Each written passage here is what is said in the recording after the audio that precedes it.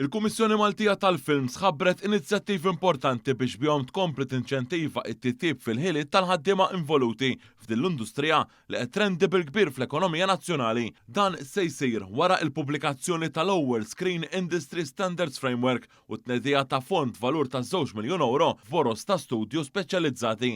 Id-dettalji ingħataw waqt konferenza fil-preżenza l-Ministru għall-Arti, il-Kultura u l-Wirt Nazzjonali Melkin Paul Aġużgalja fit-tnedija tal-Mediterrane Film Festival li qed jiġi organizzat din il-ġimgħa u jilħaq il-qofol tiegħu nhar il-Ħadd li ġej.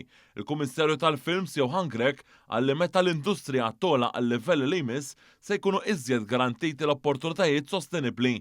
L-istrateġija mħabbra għandha lan li ttejjeb il-ħiliet tal-kru f'dan is-settur u bbażata fuq 4 pilastri, inkluż ir-riċerka dwar il-ħiliet attwali, qafas ġdid ta' standards għall-industrija, l-introduzzjoni tal-laboratorji Opportunity for All u l-fond tal-boros ta' studju. Il-fond se jippermetti l-ħaddiema tal-industrija jipparteċipaw f'korsijiet ta' taħriġ sponsorjati mill-Kummissjoni Maltija tal-Films, fondi li jiġu iġġenerati mill-cash rebate. €2 million budget for training and upskilling. This year, we will launch a scholarship fund and begin awarding the first scholarships.